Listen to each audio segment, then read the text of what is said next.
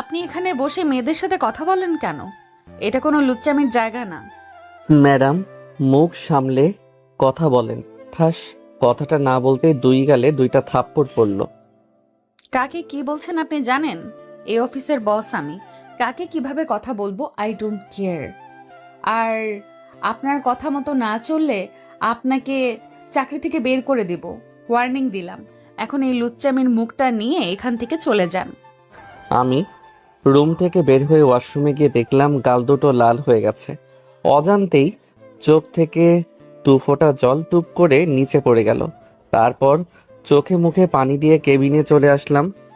এত সময় যার সাথে কথা বললাম সে হচ্ছে আমার অফিসের বস, তা তো আপনারা বুঝতেই পারছেন। কিন্তু আমার কাছে তার অন্য একটা পরিচয় আছে। আমার এক্স গার্লফ্রেন্ড, তার কারণেই আমার সাথে এমন ব্যবহার করছে। গল্পের সাথে থাকেন, জানতে পারবেন। ও, আপনাদের তো আমার পরিচয় দেয়া হয়নি। আমি ইমন। বাবা মা মারা গেছে, আমার ছোট একটা বোন আছে। বাবা মা মারা যাওয়ার পর আমি বোনকে নিয়ে শহরে চলে আসি। এবার চলেন গল্পে ফেরা যাক। ম্যাডাম রুমে বসে একা একা ভাবছে। তুই আমার জীবনটা নরক বানিয়ে দিয়েছিস। তোর জন্য আমি প্রত্যেকটা রাত নির্ঘুম কাটাই।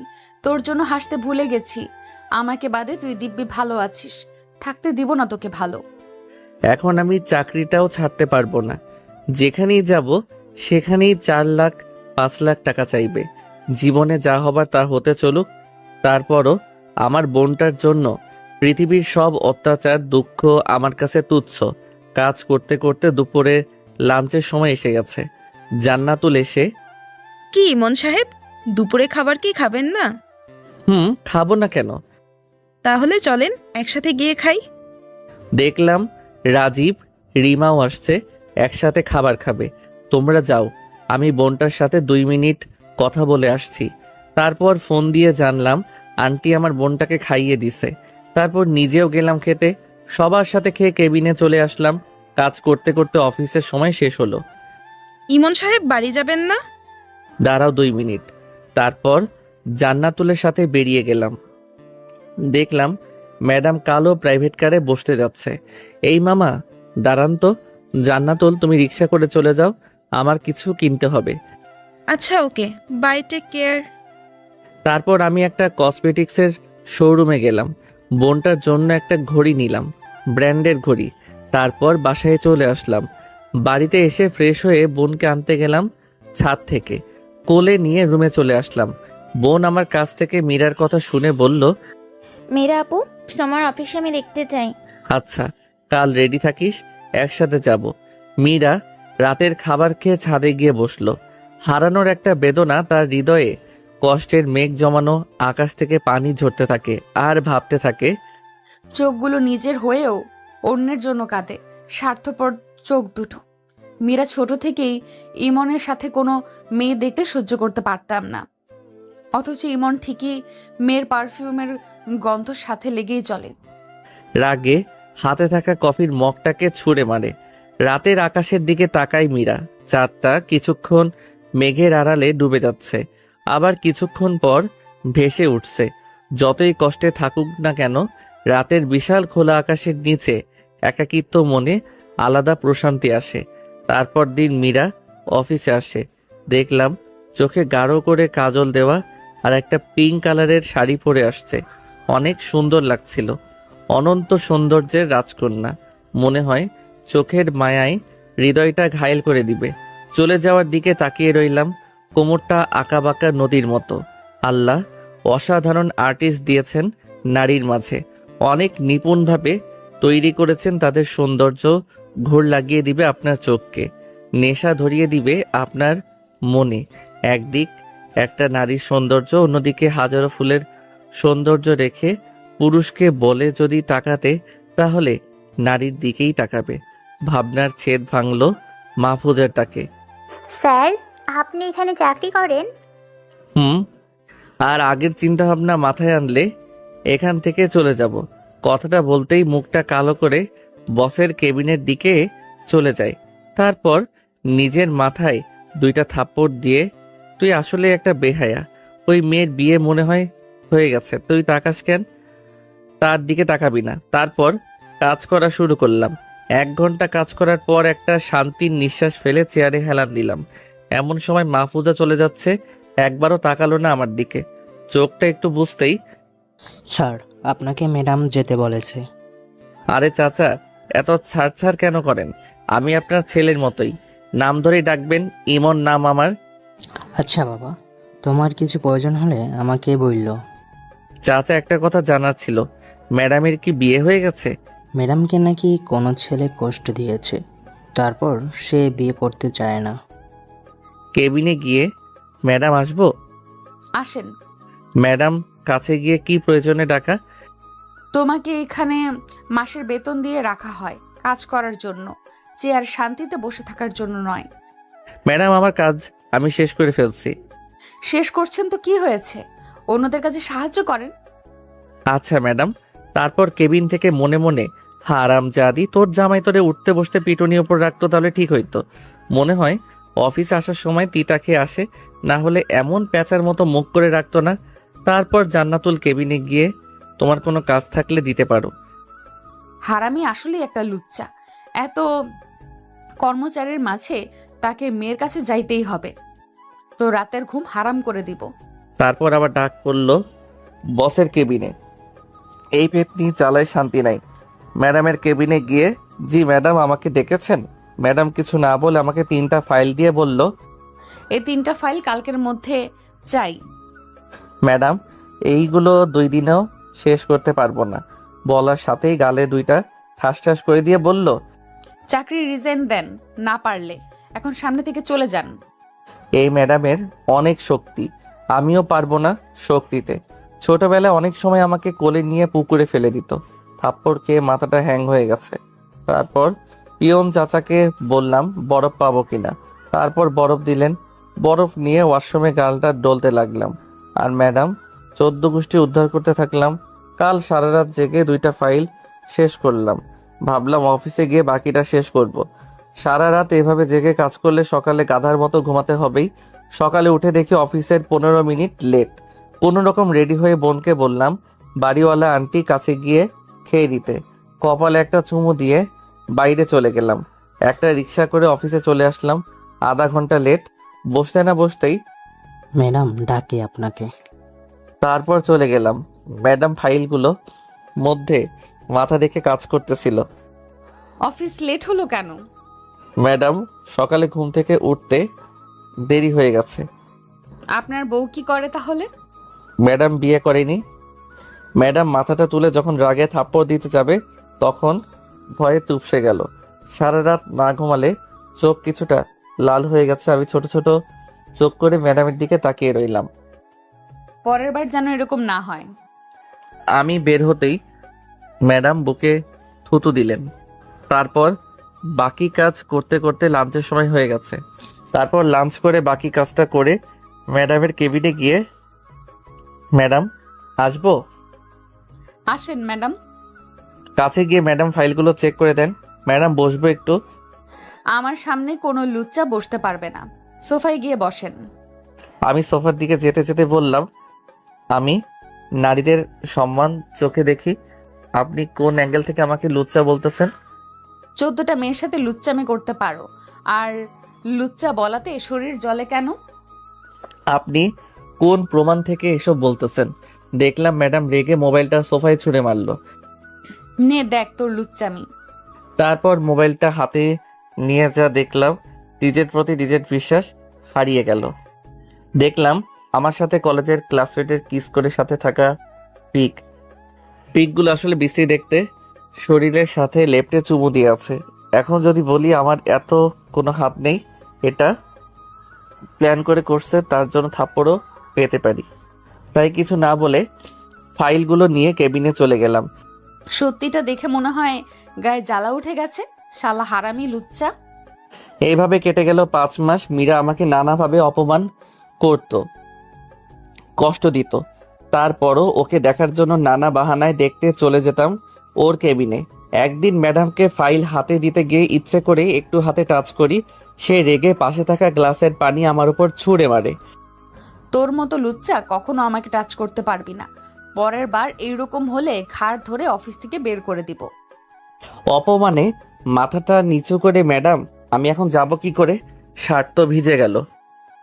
আপনি শার্টটা খুলে এখানে শুকাতে দিন, আমি পিয়নকে বলছি মার্কেট থেকে একটা শার্ট নিয়ে আসতে। ম্যাডাম আপনার সামনে খুলবো? আরে লুচ্চার দেখে লজ্জাও আছে। কিছু না বলে শার্ট খুললাম। ম্যাডাম আমার বুকের গলার দিকে তিলটা হা করে তাকিয়ে আছে। কি লুচ্ছি মেরে বাবা আমার, আবার আমাকে বলে লুচ্চা। কিছুক্ষণ পর পিয়ন এসে শার্ট দিয়ে গেল।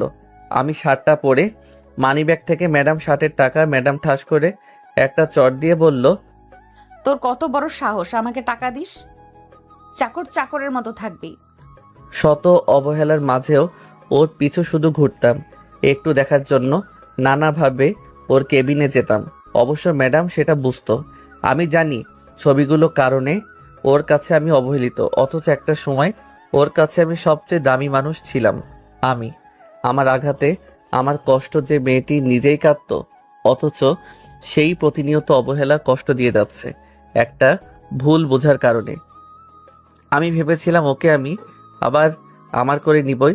একদিন ম্যাডাম কেবিনে গেলাম ফাইল আনতে। ম্যাডামের সামনে গিয়ে দাঁড়াতেই বুঝতে পারলাম ম্যাডামের পায়ে পাড়া দিয়ে ফেলছি। ম্যাডাম ঠাস করে একটা চট দিয়ে বলল, তোর কত বড় সাহস আমার পায়ে পাড়া দিয়ে পা নোংরা করিস? এখনই পাটা মুছে দে। অপমানে চোখের পানিগুলো টলমল করছিল। কিছু না বলে পাটা টিস্যু দিয়ে মুছে চলে আসলাম ফাইল নিয়ে। মীরা রাতে শুয়ে ভাবছে, আমি কেন নিজেকে শেষ করে দিচ্ছি ওর মতো লুচ্চার জন্য? কালী বাবাকে বলবো আমি বিয়ে করতে রাজি আছি। এই লুচ্চার সামনে থেকে আরো অনেক কষ্ট পাচ্ছি, চলে যাব ওর থেকে অনেক দূরে। তার পরের দিন বোনকে কোলে নিয়ে রহমান আঙ্কেল অফিসে আসলেন। বোন তো আমাকে দেখে আঙ্কেলের কাছ থেকে নেমে আমার কাছে এসে গালে দুটো চুমু দেয়। মীরা সবকিছু সিসি ক্যামেরায় দেখছিল। একটু পর মীরা তার বাবার কাছে এসে, বাবা তুমি এদের চিনো? মীরা কিছুটা অবাক হলো আর ভাবতে লাগলো, তার মানে বাবা ইমনের বাসায় সময় কাটাতো, অথচ আমি কিছু জানি না। আঙ্কেল আমার কাছ থেকে বোনটাকে নিয়ে, এ হচ্ছে আমার মেয়ে, এটা তোমার আপু লাগে। মীরা তার বাবার কাছ থেকে বোনকে নিয়ে কেবিনে চলে যায়। আর হ্যাঁ ইমন, তোমার জন্য আশা কাল আমার মেয়েকে দেখতে আসবে, তোমাকে যেতে হবে। আমার ভিতরটা কেঁপে উঠল। মাথা নাড়িয়ে হ্যাঁ বোঝালাম। তোমার বোনকে আমি নিয়ে যাব। না আঙ্কেল, অফিস শেষে আমি নিয়ে যাব। ওকে, আর কাল মনে করে চলে এসো। হারানোর ভয়ের একটা অনুভূতি থেকে চোখের পানি আপনা আপনি ঝরে পড়ে। অন্যদিকে ম্যাডাম বোনের সাথে কথা বলতে, আচ্ছা তোমার ভাই তোমাকে কিভাবে আদর করে? আপু, আমার ভাইয়া পৃথিবীর সবচেয়ে ভালো মানুষ। ভাইয়া আমাকে নিজ হাতে খাইয়ে দেয়, ঘুম পাড়িয়ে দেয়, চুল আশ্রয় দেয়, আমাকে প্রতিদিন সুন্দর একটা গিফট দেয়। আমি ভাইয়াকে অনেক ভালোবাসি। আচ্ছা বুঝলাম, তোমার আব্বু আম্মু কই? আমার আব্বু আম্মু আমাকে রেখে আকাশে চলে গিয়েছে। মীরা থমকে যায় এই রকম কথা শুনে। তার মানে ইমনের বাবা মা মারা গেছে, আমি কিচ্ছু জানি না। সে এতদিন কই ছিল, কিভাবে ছিল, আমি একটিবার খোঁজও নিইনি। নিজের প্রতি নিজেরই ঘৃণা হচ্ছে। ম্যাডাম বোনকে জড়িয়ে ধরে কাতুকুতু দেয়। শ্রাবন্তী হাসতে থাকে। আপু, মেরে ফেলবা নাকি এইভাবে? তারা দুষ্টুমি করতে থাকে। এই কয়েক মিনিটে দুইজন একে অপরের সাথে খুব ভালো করে মিশে যায়। দুপুরে খাবার মীরা শ্রাবন্তীকে খাইয়ে দেয়। আমি অনেকক্ষণ কেঁদে ম্যাডামের কেবিনে গেলাম। গিয়ে দেখি বোনটা ঘুরাচ্ছে। আসবো ম্যাডাম? আসেন। আমি ফাইলটা দিয়ে বোনকে কোলে নিয়ে কপালে চুমু দিয়ে বাইরে চলে আসি। তারপর একটা রিক্সা করে বাড়িতে চলে আসি। মীরা ফাইলটা হাতে নিয়ে দেখে ভিজে আছে। দেখে বলল, তার মানে ইমন কি কান্না করছিল? কিন্তু কেন? বোনকে খাইয়ে রাতে ছাদে চলে যাই। মীরা ইচ্ছে থেকেই বিয়ে করতে যাচ্ছে। তার মানে মীরা আমাকে ভালোবাসে না। আগের কথাগুলো মনে পড়ে গেল। আরে ও তো তোর বাবা মার মৃত্যুতেই তোকে দেখতে আসেনি, আবার তোর ভালোবাসা দেখে তাকে আপন করে নিবে। বোকা নাকি তুই? ওর কাছে তুই একটা সাধারণ কর্মচারী। তুই কেন ওকে পাগলের মতো ভালোবাসিস? আপনা আপনি থেকেই হৃদয়ে প্রশ্ন ছুঁড়ে মারলাম। রাতের নিস্তব্ধ আকাশে নিচে অনেকক্ষণ কান্না করলাম। মনে একটা অভিমান নিয়ে ভালোবাসার কাছে নিজেকে পরাজিত মানলাম। একটা মন বারবার বিষাক্ত তীরে আঘাতে মেরে ফেলতেছে জীবন্ত অবস্থাতেই। একটা অভিমান নিয়ে রুমে চলে গেলাম। বোনের ঘুমন্ত মুখটা দেখে একটা শান্তির নিঃশ্বাস ছাড়লাম। জড়িয়ে ধরে ঘুমিয়ে পড়লাম নতুন কোনো সুখের আশা না করে। বেঁচে থাকবো স্বার্থপর হয়ে, নিজের মনের চাওয়া অপূর্ণতা, শুধু বোনটাকে ঘিরে বেঁচে থাকবো জীবন অস্তিত্বের কষ্টের আলপনাতে। ম্যাডাম অফিস শেষে চলে গেল নদীর ধারে চেনা জায়গায়। জীবনে যাকে সবচেয়ে বেশি ভালোবাসতাম তাকেই জীবনে সবচেয়ে বেশি ঘৃণা করলাম। অবাকময় পৃথিবীর জগৎ সংসার। একটা জীবনে কেন অপূর্ণতা, হা হুতাশ এত কারাঘাত করে মানুষকে? ম্যাডাম কিছুক্ষণ থেকে গাড়ির দিকে আসাতে থাকে। তখন একটা গাছের দিকে নজর যায়, দেখে দুইটা শালিক পাখি একটু চুপটি করে বসে আছে আর একটা মাথায় ঠোঁট দিয়ে বেনি করে দিচ্ছে। ভালো লাগায় মুখটা মলিন হয়ে উঠল তার। তারপর বাড়িতে চলে আসলো। এসে দেখে মাহফুজা অনেক কাপড় একসাথে করে দেখে যাচ্ছে। কিরে, কি করছিস? আপু বলো না কোনটা পরলে আমায় বেশি ভালো লাগবে। কিরে, বিয়ে আমার সাজুগুজু নিয়ে ব্যস্ত আছিস তুই, ব্যাপারটা কিরে? আপু কাল স্যার এই বাড়ির অনুষ্ঠানে আসবে, স্যারের ক্রাশ হতে চাই আমি। তোর ছাড়, তাহলে কে রে? ওই যে তোমার আব্বুকে বাঁচিয়েছিল, ইমন নাম, বজ্জাত। স্যার একবার ফিরেও দেখে না আমাকে। মীরা কিছুটা অবাক হলো, আবার রাগ হলো। ছাড় কি তোকে পছন্দ করে? আরে আপু আমাকে ডিরেক্ট না করে দিছে প্রপোজ করাতে, অথচ আমি কত ছেলে আমার পিছনে ঘোরে।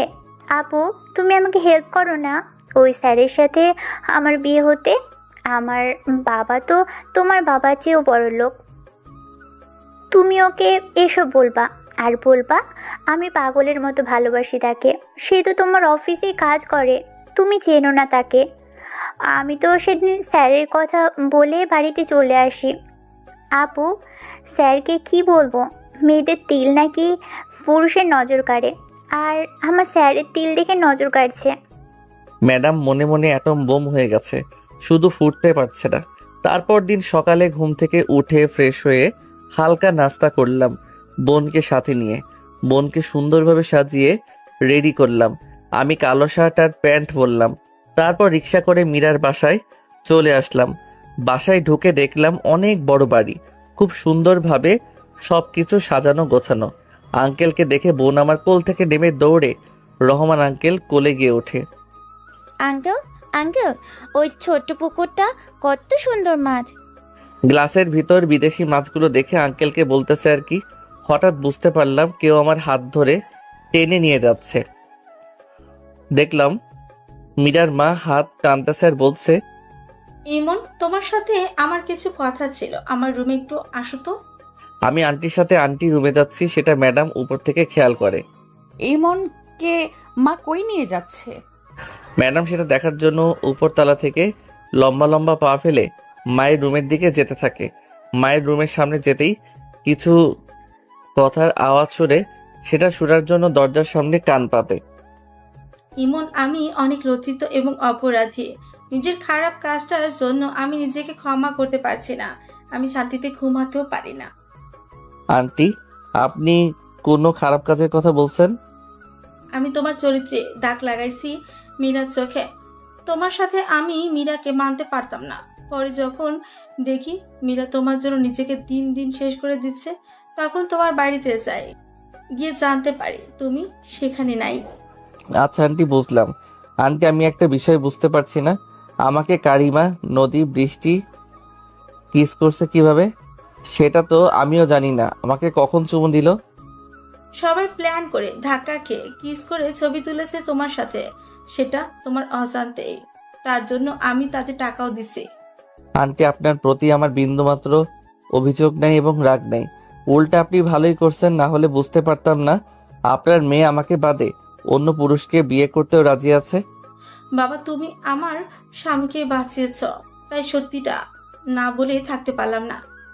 ম্যাডাম সবকিছু শুনে চোখের পানি আটকায় রাখতে পারলো না, দৌড়ে কাঁদতে কাঁদতে নিজের রুমে চলে যায়।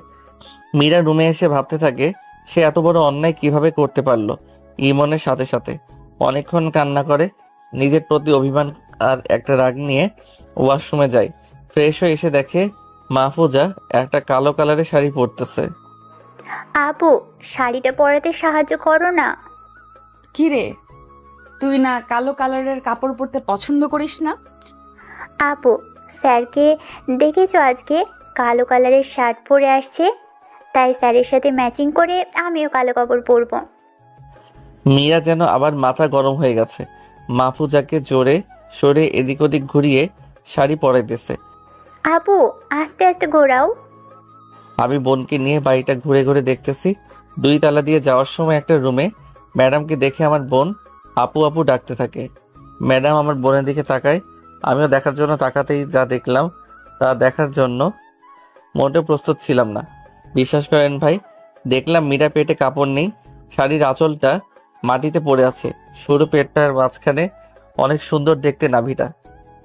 চোখটা যেন ফিরাইতে মন চাইতেছে না। 3 সেকেন্ডের মতো দেখে বোনকে দেখিয়ে দিলাম দৌড়। বোন আমাকে দৌড়াতে দেখে ভাইয়া ভাইয়া কই যাইতেছো? আমি চিগলিয়ে বললাম হিসু পাইছে। বোন, মীরা, মাহফুজা হাসতে থাকে। এমন একটা ছেলেকে আমি এতদিন লুচ্চা বলে আসছি, নিজেকে যেন অপরাধী মনে হচ্ছে। মীরা শাড়িটা পরা শেষ করে চোখে কাজল দিচ্ছে। আমার বোন বলল, আপু আমাকে লাগিয়ে দাও। আচ্ছা দিচ্ছি, তোমার ভাইয়া লাগাতে পারে না। ভাইয়া নাকি ভয় পায়। গাড়ির আওয়াজ শুনে বুঝতে পারলাম ছেলেপক্ষ এসে পড়েছে। মীরা আমাকে ছাড়া অন্য একটা পুরুষের যেন সাজুগুজু করতেছে ভাবতেই এখন আর কষ্ট লাগে না, ঘৃণা হয়। যে কষ্টগুলো একসময় আপনাকে অনেক কাঁদাতো, সেই কষ্টগুলো একসময় মনে ঘৃণায় পরিণত হয়। আমি বোনকে আনতে গেলাম। দরজার সামনে গিয়ে শ্রাবন্তী ভাইয়া কাছে আসো। আসছি ভাইয়া। বোন আমার কাছে আসতেই হাঁটু গেড়ে বসে মাথার পেছনে আলতোভাবে ধরে। আরে আমার বোনটা দেখি পরীর মতো লাগছে। মীরার দিকে তাকালাম, দেখলাম আমার দিকে তাকিয়ে আছে। এমন সময় স্যার চলুন, ছেলেপক্ষ কই আছে দেখে আসি। স্যার কেমন লাগছে আমাকে? মীরাকে রাগানোর জন্য বললাম, অনেক সুন্দর লাগতেছে। ছেলে না, মীরা আপুকে রেখে তোমাকে বিয়ে করতে চাই। আপনি করলেই হবে। কি বললা? কিছু না স্যার, চলুন তো। আমরা নিচে যাওয়ার পর উপরে কিছু একটা ভাঙার আওয়াজ শুনলাম। মীরা, উপরে কি হচ্ছে? তোমার জন্য সবাই অপেক্ষা করতেছে। আমাকে কি বললো আমি তার আপু লাগি, আবার বলে মাহফুজা আমার থেকে সুন্দর। রাগের মাথায় নিয়ে মুখে একটা মুচকি হাসি দিয়ে মীরা নিচে নামছে। প্রতিটা সিঁড়ির ধাপ যেন আমার চোখে ঘৃণার দৃষ্টি ফেলছে। মীরা ছেলে সামনে বসতেই ছেলে হা করে তাকিয়ে আছে। আমি বোনকে কোলে নিয়ে দাঁড়িয়ে একসাথে মাহফুজা আমি কথা বলতেছি হাসি মুখে। মীরা সেটা দেখে চোখে পানি টলমল করছে, মনে হয় চোখের পাতা বুঝলেই টুপ করে পানি নিচে পড়ে যাবে। হারামি আমাকে অন্য ছেলের কাছে দেখে, তার হৃদয়ে একটু কষ্ট হচ্ছে না নাকি হাসি খুশি থেকে আমাকে ভাব দেখাচ্ছে? স্যার আপনার মাথায় কি যেন লেগে আছে। মাহফুজা পা দুটো উঁচু করে পরিষ্কার করে পাশে দাঁড়াতেই ম্যাডাম মাহফুজার কাছে গিয়ে গলায় এক হাতে চেপে ধরে আর এক হাতে আমার দিকে আঙুল তোলে। ও শুধু আমার, শুধুই আমার, কানে ঢুকিয়ে নে ভালো করে কথাটা। মাহফুজা গলা থেকে হাত ছুটাতে ছুটাতে ছটফট করতেছে। আমি ভয়ে পেছনে সরে গেলাম। তারপর মীরার হাতটি সরাতেই মাহফুজা কাশতে থাকে। ম্যাডাম পাত্রকে বলতে লাগলো, এই মুহূর্তে এই বাড়ি থেকে চলে যাবি। এই মেয়ে ভূতে ধরছে নাকি? কথাটা বলার সাথে সাথে ম্যাডাম ছেলেটাকে একটা চড় দিয়ে বলল, এখনই বাড়ি থেকে বের হ লুচ্চা কোথাকার। ছেলের পক্ষ ভয়ে অপমানে তাড়াহুড়ো করে বের হয়ে যায়। মাহফুজা ফ্লোরে বসা থেকে উঠতে চাইছে।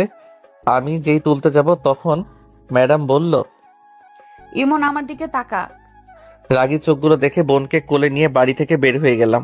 মাহফুজা একটু ঠিক হতেই রুমে গিয়ে তাড়াহুড়ো করে ব্যাগ গুছিয়ে বের হতে হতে বলতে থাকে, আমিও দেখে নিব তুই এই ছেলেকে কিভাবে আপন করিস। আরে যা যা, তুই কি বালটা করবি আমার জানা আছে। মীরা তার বাবার রুমে যায়।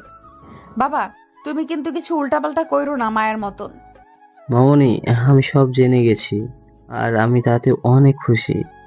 ইমন অনেক ভালো ছেলে। তুমি চাইলে আমি ইমনকে রাজি করাতাম। ফাও টাকা খরচ করে অন্য ছেলেকে দেখানোর মানেই হয় না।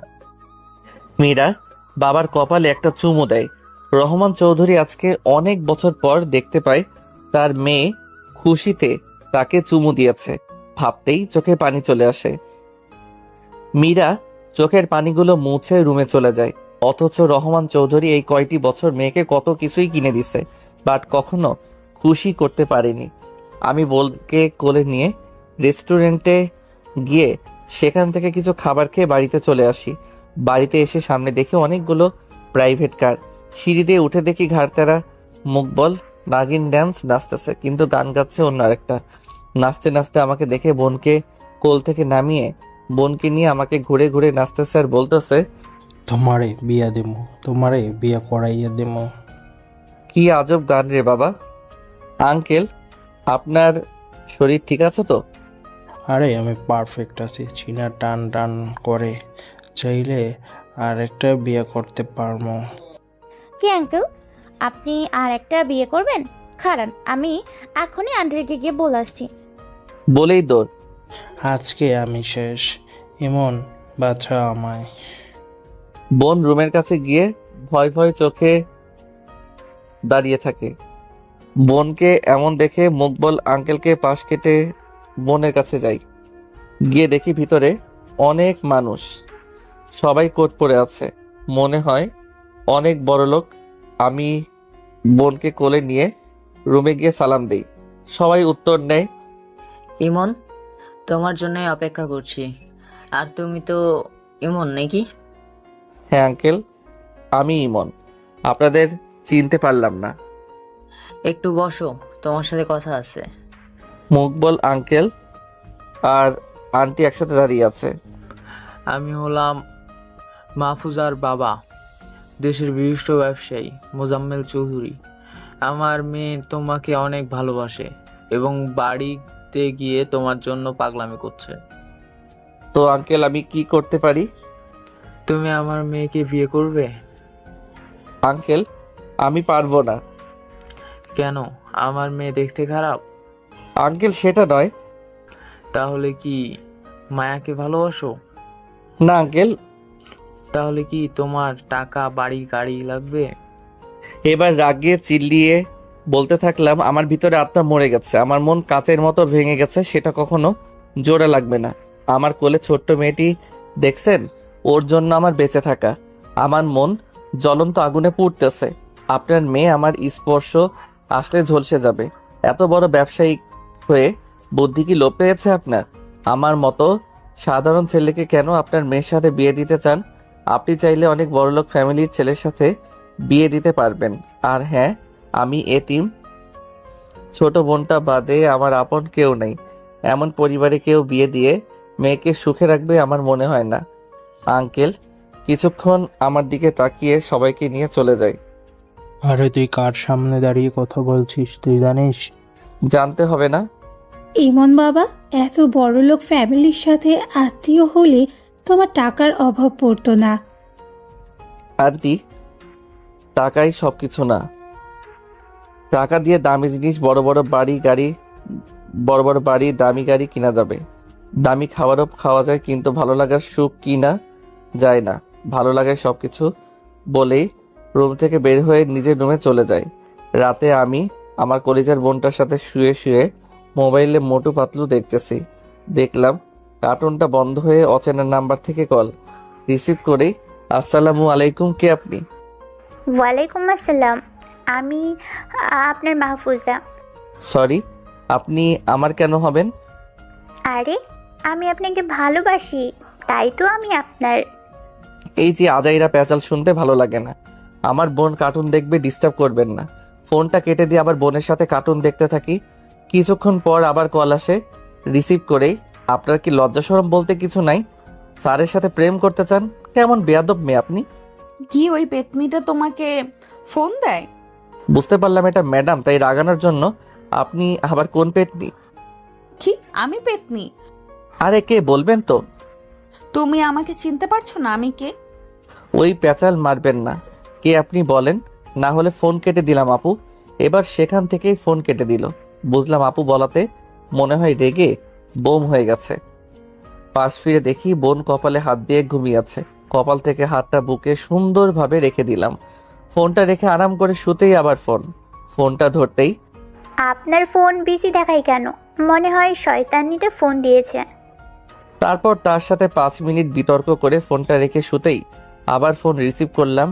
এবার ম্যাডাম বলতেছে, তোমার ফোন বিজি কেন? সেম বিতর্ক। তার সাথে কিছুক্ষণ কথা বলে ফোনটা রেখে দিলাম। 10 মিনিট পর চোখগুলো ঘুম ঘুম আসতেই আবার ফোনের আওয়াজ। এবার সত্যি অনেক রাগ উঠে গেছে।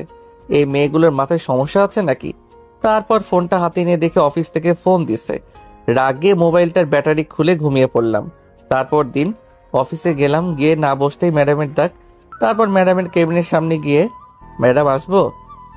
অনুমতি নিতে হবে না। ম্যাডাম কিসের জন্য ডেকেছেন? রোম্যান্স করার জন্য। হোয়াট? আপনার মাথা ঠিক আছে? ম্যাডাম উঠে কাছে এসে চোখে চোখ রেখে বলল। আমি একদম ঠিক আছি। তারপর হঠাৎ করেই ম্যাডাম উড়াধুরা চোখে, মুখে, গলায় কিস করা শুরু করে। মনে হয় অনেক দিনে তৃষ্ণার্ত ব্যক্তি পানি পান করছে। আমি নিজেকে কন্ট্রোল রাখতে ঠাস করে দিলাম একটা। ম্যাডাম গালে হাত দিয়ে, একটু আদরই তো করতে চাচ্ছি, মারলা কেন? এটাকে আদর বলে নাকি রেপ বলে? আর আমার মতো লুচ্চা ছেলেকে ধরতে বুঝি ঘৃণা করে না? কথাটা বলেই নাক ছিটকে কেবিন থেকে বের হতে গিয়েও আবার কিছু একটা মনে করে দৌড়ে ম্যাডামের কাছে চলে আসি। ম্যাডাম আপনার কাছে আয়না আছে না? ম্যাডাম তার ব্যাগ থেকে আয়নাটা বের করে দিয়ে ভেঙচি কেটে পাশে দাঁড়িয়ে রইল। আমি আয়নায় মুখটাকে দেখতে থাকলাম, কোথাও লিপস্টিকের দাগ আছে কিনা। দেখলাম অনেক জায়গায় হালকা হালকা লিপস্টিকের দাগ লেগে আছে। ম্যাডাম বুঝতে পেরে এখানে এসো, ওড়না দিয়ে মুছে দেই। কিছু বললাম না। ম্যাডামের কাছাকাছি এসে লিপস্টিকের দাগগুলো খুঁচিয়ে খুঁচিয়ে মুছে দিচ্ছে। আমি এক দৃষ্টিতে কাজল দেওয়া চোখ দুইটার দিকে তাকিয়ে রইলাম। কালো মার্বেলের মতো বস্তুটা এদিক ওদিক নড়াচড়া করছে। ম্যাডাম শেষ করে দাঁড়াতেই চোখে চোখ পড়ল। দেখলাম গালটাতে হাতের দাগ উঠে গেছে। আমি হাতটা কাছে নিয়ে আঙুল দিয়ে আলতোভাবে দাগের জায়গায় স্পর্শ করতেই ম্যাডাম চোখ দুইটা বন্ধ করে ফেলে। আমি দাগের জায়গাটা চুমু দেওয়ার জন্য ঠোঁট দুটো এগিয়ে নিচ্ছি। কাছাকাছি গিয়ে চুমু না দিয়ে ধাক্কা দিয়ে চলে যাই। ম্যাডাম হাত ধরে বলল, কি রে, আমাকে ভালো লাগে না? তা লাগবে কেন? এখন তোমার নতুন মানুষের অভাব নেই। আমি একবারও বলছি আপনাকে ভালো লাগে না? তুমি শুধু আমার, অন্য কারো না। তুই যদি অন্য কারোর হস আমি মরে যাব।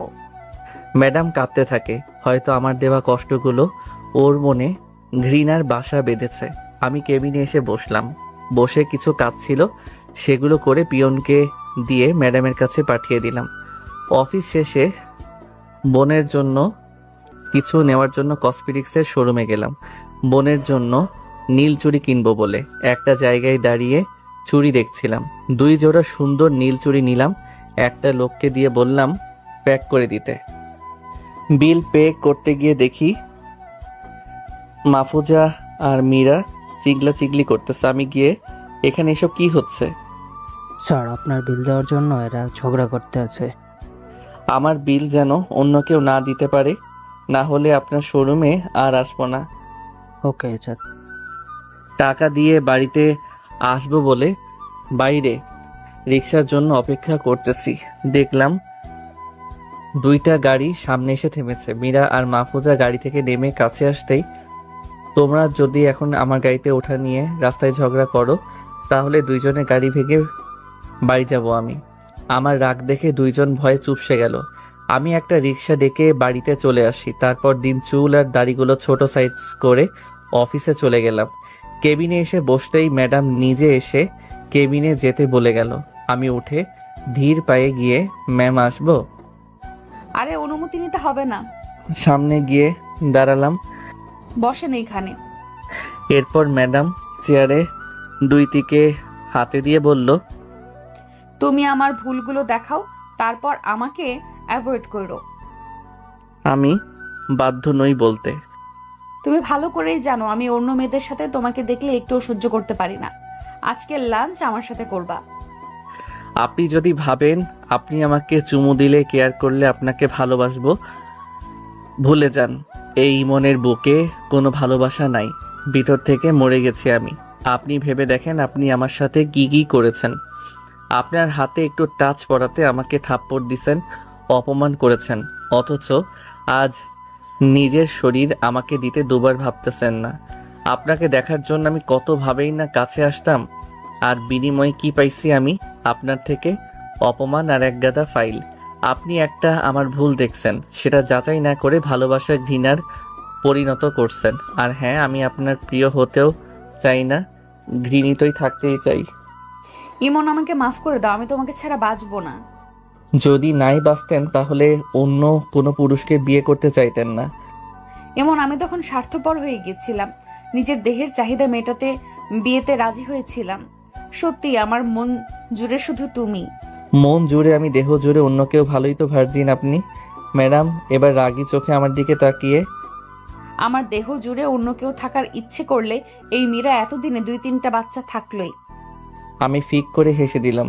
মীরা আমার বুকে ঘুষি দিতে থাকলো। হঠাৎ করে মোবাইলে মেসেজের আওয়াজ।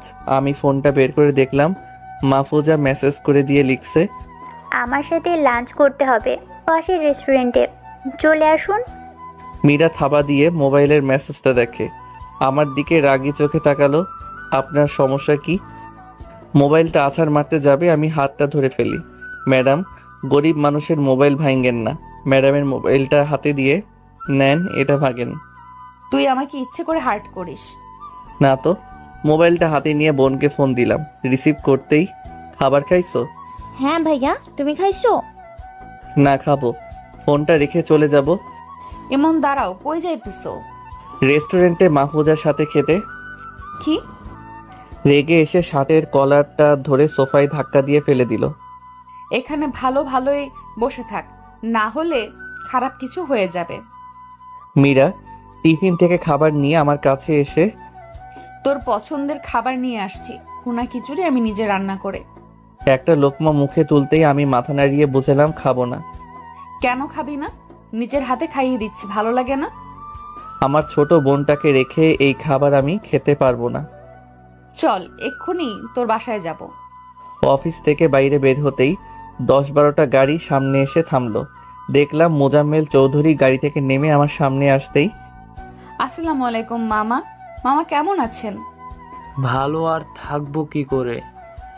নিজের বোনের গলা চেপে ধরতে দ্বিধাবোধ করে না। মামা রাগের মাথায় করে ফেলেছি। ইমন, তুমি না বলে মীরাকে ভালোবাসো না? তাহলে ওর সাথে কই যাইতেছো? আঙ্কেল, মীরা আমার জন্য ভুনা খিচুড়ি রান্না করে আনছে। আমাকে খেতে বলাতে আমি বললাম আমার বোনকে বাদে খেতে পারবো না। আচ্ছা, তাহলে আমার মেয়েও যাবে তোমার বাসায়। গাড়িতে গিয়ে বসো। আঙ্কেল, মীরাও যাবে। গাড়িতে গিয়ে মীরা, আমি ঢুকতেই দেখলাম মাহফুজা কালো সানগ্লাস পরে বসে আছে। চেপে বসেন। একটু চাপতেই দুইজনের সিটে 3 জন বসলাম। স্যার, আপনি আমাকে ভালোবাসেন না বুঝলাম, মানবতার খাতিরে তো মীরা হাত গলা থেকে ছোটানো দরকার ছিল। আমি ডিরেক্ট বললাম মীরাকে আমি স্পর্শ করতে পারবো না। মীরা মানা করছে। কথাটা বলাতে মাহফুজা মুচকি হাসলো আর মীরা রাগী চোখে তাকিয়ে রইল। সিটে হেলান দিয়ে কিছু সময় বসে থেকে হাতে পানির স্পর্শ তাকিয়ে দেখি মীরা কাঁদতেছে। কিছু বললাম না। গাড়ি থেকে নেমেই দেখি মীরা, মাহফুজা দুইজন হাতেই দেখি টিফিন বক্স। আল্লাহ, এই দুইটা মাইয়া পাগল করে দিবে। রুমে ফ্রেশ হয়ে বোনকে আঙ্কেল রুম থেকে গিয়ে নিয়ে আসি। এসে দেখি দুইজন খাবার রেডি করে বসে আছে। আমি বোনকে বললাম, আপু বলাতে দুইজনই চোখ দিয়ে মেরে ফেলতে চাইছে। ভাইয়া, তোমাকে বাদে খাবো না আমি। তারপর দুজন একসাথে গিয়ে বসি। বসতেই দুইজনে লোকমা নিয়ে মুখ ধরে আছে। আমি প্রথম মিরারটা খেলাম, তারপর মাহফুজারটা। বোন আমার দিকে তাকিয়ে, আমাকে কি খাবার খেতে আসছো? আমি তাড়াহুড়ো করে মীরার বক্স থেকে বোনের মুখে লোকমা দিলাম। খাবার শেষে বাইরে গিয়ে দাঁড়াতেই, আপু, তুমি রিক্সা দিয়ে চলে যাও। মনে হলো গাড়ি নিয়ে অহংকার দেখালো। এইভাবে 2 মাস ধরে দুইজনে পাগলের মতো পেছনে পড়ে আছে। একদিন অফিস শেষে বোনের জন্য একটা কেক আর কিছু সুন্দর সুন্দর গিফট কিনলাম, কারণ আজকে আমার কলিজার জন্মদিন। সন্ধ্যার পর বাড়িতে যেয়ে দেখি বাড়ি বেলুন আর বাতি দিয়ে সাজানো। পুরো বাড়ি বেলুন আর বাতি দিয়ে ভরে ফেলছে। বাড়িতে ঢুকে দেখি বাড়িতে অনেক মানুষ। বুঝলাম মীরা আর মাহফুজার কাজ। অনুষ্ঠানটা ছাদে হচ্ছে। কয়েকজন মানুষ আমার দরজার সামনে দাঁড়িয়ে আছে। এখানে আপনাদের কি? আপনার বোনকে প্রথম ছাদে নিয়ে গিয়েছিলাম, হঠাৎ করে ছাদ থেকে দৌড়ে এসে রুমে দরজা দিয়ে বসে আছে। কখন থেকে ডাকছি, দরজা খুলছে না। এখন আপনারা এখান থেকে যান। লোকগুলো ছাদে চলে গেল। আমি বোনকে ডাক দিলাম। আমার কলিজার বোনটা দরজা কেন খুলছে না? বোন আমার দরজা খুলেই ভয়ে বুকে জড়িয়ে ধরে মনে হচ্ছে ওকে কেউ মেরে ফেলতে চাইছে। আমার ডাক্তারের কথা মনে পড়ে গেল। আমার খেয়াল ছিল না আমার বোন বেশি মানুষ দেখলে প্রচণ্ড ভয় পায়, বিশেষ করে বেশি মানুষ ঘিরে দাঁড়ালে। মনে হয় ওকে ছাদে সবাই ঘিরে দাঁড়াইছে। প্রচণ্ড রাগ উঠে গেল আমার। বোনকে বললাম, ভয় পেও না, এই তো তোমার ভাইয়া তোমার সাথে।